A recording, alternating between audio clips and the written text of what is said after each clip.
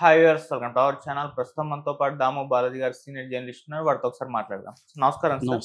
Sir, మనం చూస్తున్నాం betting apps promote చేస్తున్న ఇన్ఫ్లుయెన్సర్స్ అండ్ యూట్యూబర్స్ అందరిపైన కూడా కేసులు నమోదవుతూ వస్తున్నాయి. వాళ్ళందరూ కూడా విచారణ అయితే ఎదుర్కొంటున్నారు కూడా. అయితే ఇప్పుడు లేటెస్ట్ గా ఇందులో ఒక కీలక పరిణామం చోటు చేసుకుంది. ఈడీ కూడా రంగంలోకి దూకింది. మరి ఇప్పుడు ఈడీ కూడా దిగింది కదా, మరి ఎవరెవరిని అరెస్ట్ చేసే అవకాశం ఉంది? ఈడీ దిగితే ఏ విధంగా ఉంటుంది? మరి అలాగే ఇన్ఫ్లుయెన్సర్స్ కాకుండా స్టేటస్ ఉన్న వాళ్ళు కూడా ప్రమోట్ చేస్తున్నారు.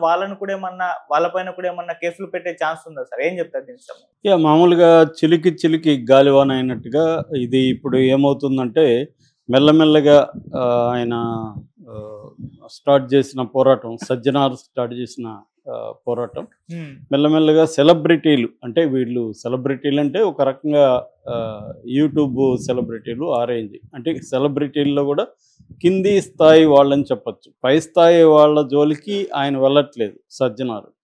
ముందు మేబీ ఎవరైతే వీక్గా ఉన్నారో వాళ్ళని ఆయన దెబ్బ కొట్టాలనే ప్లాన్లో ఆయనకేదో ఒక వ్యూహం ఉన్నట్టు కనబడుతుంది. అందుకని ముందు మనం చూస్తే లోకల్ బాయ్ నాని మీద ఫస్ట్ పడ్డాడు. లోకల్ బాయ్ నాని సారీ చెప్పానా కూడా పోలీసులు కేసు పెట్టారు.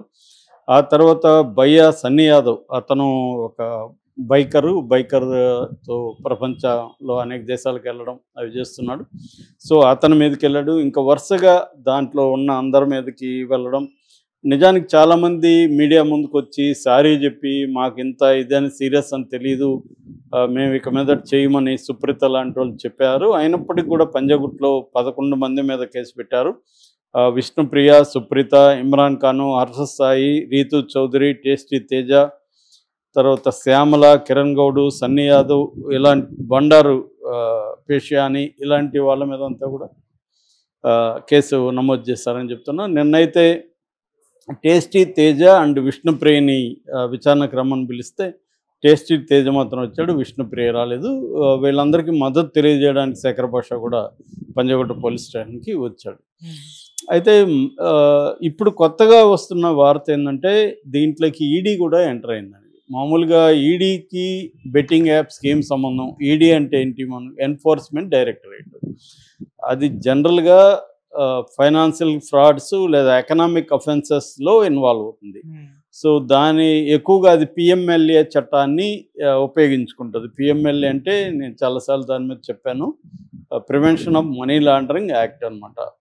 అంటే మనీ లాండరింగ్ అంటే అర్థం డర్టీ మనీని క్లీన్ మనీగా మార్చడం, లాండరింగ్ అంటే క్లీన్ చేయడం. సో దీంట్లో డర్టీ మనీ ఏముండొచ్చు అంటే ఈ బెట్టింగ్ యాప్స్లో మనం ఆల్రెడీ ఒక తమన్నా గురించి ఒక వీడియో చేశాను నేను. అందులో తమన్నా కాజల్ మీద కూడా ఈ బెట్టింగ్ యాప్స్కి సంబంధించి కేసు ఈడీ పెట్టింది. ఈడీ విచారణకు కూడా పిలిచింది.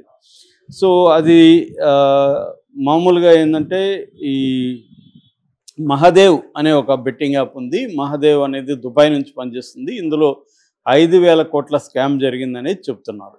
నేను 2-3 సార్లు చెప్పాను ఆల్రెడీ. బెట్టింగ్ అనేది 2 రకాలుగా ఉంటుందని: skill based betting, fantasy based betting, chance based betting. 3 రకాల బెట్టింగ్స్ ఉంటాయి. సో ఈ బెట్టింగ్ యాప్స్ కూడా 3 రకాలుగా ఉంటాయి. సో స్కిల్ బేస్డ్ వాటిని ఎప్పుడు కూడా బ్యాన్ చేయలేదు ఇండియాలో. స్కిల్ బేస్డ్ అంటే ఫర్ ఎగ్జాంపుల్ హార్స్ రేసింగ్, అది బ్రిటిష్ వాళ్ళ కాలం నుంచి కూడా ఉంది హార్స్ రేసింగ్. బ్రిటిష్ వాళ్ళు gambling act, public gambling act అనేది 1867లో తీసుకొచ్చి ఈ ఛాన్స్ బేస్డ్ గ్యాంబ్లింగ్ని వాళ్ళు రద్దు చేశారు. ఆ తర్వాత అదే చట్టం కంటిన్యూ అవుతుంది. ఇంకా డిఫరెంట్ చట్టాలు ఉన్నాయి, నేను చాలాసార్లు చెప్పాను. సో మన కొన్ని స్టేట్స్ కూడా ఏంటంటే దీన్ని బ్యాన్ చేశాయి. ముఖ్యంగా ఆంధ్రప్రదేశ్ జగన్ ప్రభుత్వం ఉన్నప్పుడు బ్యాన్ చేశారు, ఇక్కడ కూడా బ్యాన్ చేశారు. అయితే ఇప్పుడు ఒక వార్త ఏమనిపిస్తుందంటే చంద్రబాబు నాయుడు దీన్ని బెట్టింగ్ యాప్స్ని అలో చేయబోతున్నాడు. ఎందుకంటే దాదాపు 1,300 కోట్ల పైన ట్యాక్స్ కలెక్షన్ అవుతుంది, అది ఎందుకు వదులుకోవాలి, ఎలాగో ఇది చేస్తున్నారు కదా అని ఆలోచిస్తున్నట్టుగా కూడా ఒక వార్త వచ్చింది. సో మన సెంట్రల్ గవర్నమెంట్ కావచ్చు, స్టేట్ గవర్నమెంట్స్ కావచ్చు, బెట్టింగ్ యాప్స్ మీద ఒక ఉదాసీన వైఖరిని కలిగి ఉన్నట్టుగా కనబడుతుంది. ఎందుకంటే చాలా బెట్టింగ్ యాప్స్, పరిమ్యాచ్ కానీ, ఐఎక్స్ బెట్ కానీ, తర్వాత మహాదేవ్ కానీ, బెట్ 365 కానీ, బెట్వే కానీ, ఇవన్నీ కూడా ఛాన్స్ బేస్డ్ బెట్టింగ్ యాప్స్. అంటే ఆన్లైన్ క్యాసినో కావచ్చు, ఆన్లైన్ ప్యాకెట్ కావచ్చు, లేకపోతే ఏ టీం గెలుస్తుందనో, ఏ ప్లేయర్ గెలుస్తుందనో, ఎవరెన్ని రన్స్ చేస్తారో ఇవన్నీ బెట్టి చేయడం అనేది జరుగుతుంది. సో ఇవి ఎక్కువగా ఆఫ్షోర్ నుంచి ఆపరేట్ అవుతుంటాయి. అంటే ఇండియాలో ఆపరేట్ అవ్వు, మాల్టా, దుబాయ్ ఇలాంటి కంట్రీస్ నుంచి ఆపరేట్ అవుతుంటాయి. అవి ఛాన్స్ బేస్డ్ బెట్టింగ్ చేస్తూ ఫాంటసీ బేస్డ్ బెట్టింగ్ అని చెప్తాయి. ఫాంటసీ బేస్డ్ బెట్టింగ్లో మనకి Dream11 కావచ్చు, లేకపోతే మై సర్కిల్ కావచ్చు, ఎంపీఎల్ కావచ్చు, జంగ్లీ రమ్మీ కావచ్చు, AI 123 కావచ్చు, ఇలాగా కొన్ని ఉన్నాయన్నమాట.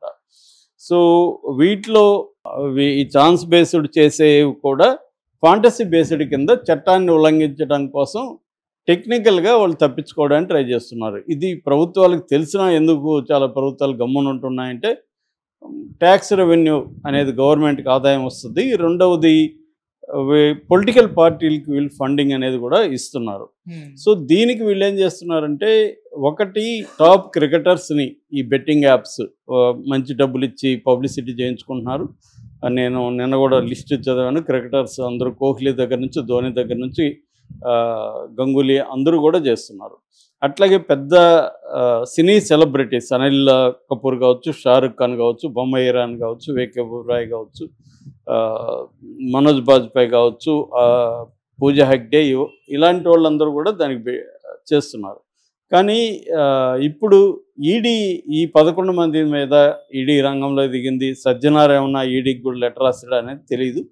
అయితే ఈడీ ఎందుకు దిగిందంటే, వీళ్ళకి ఆఫ్షోర్ నుంచి అకౌంట్స్ నుంచి అక్రమంగా డబ్బులు వీళ్ళ అకౌంట్లోకి వస్తున్నాయా, వీళ్ళు ఏమన్నా బిట్ కాయిన్స్లో పెడుతున్నారా అనేది చూస్తుంది అనమాట. అంటే గవర్నమెంట్కి ట్యాక్స్ కట్టకుండా బ్లాక్ మనీ రూపంలో, హవాలా రూపంలో వీళ్ళకి కానీ ఏమన్నా డబ్బులు వస్తే మాత్రం ఈడీ చేతిలో వీళ్ళు ఇరుక్కునే అవకాశం ఉంది. అట్లా లేకుండా మామూలుగా అయితే యూట్యూబర్స్కి జనరల్గా యూట్యూబ్లో యాడ్లు వస్తే జనరల్గా మనకి ఆన్లైన్లోనే డబ్బులు పడతాయి. ఇప్పుడు మన ఛానల్ అంతా కూడా ప్రాపర్గా ఆన్లైన్ వస్తుంది, ట్యాక్స్ కట్ అవుతుంది, అన్నీ జరుగుతాయి. కానీ ఈ వీళ్ళది ఏంటంటే యూట్యూబ్ కాకుండా వీళ్ళు సపరేట్గా బెట్టింగ్ యాప్స్ని ప్రమోట్ చేస్తున్నారు. ఫర్ ఎగ్జాంపుల్ మంచు లక్ష్మి మీద కూడా కేసు పెట్టబోతున్నారు. అందులో ఆమె యోలో 24/7 అనే ఒక బెట్టింగ్ యాప్ని ప్రమోట్ చేస్తుంది.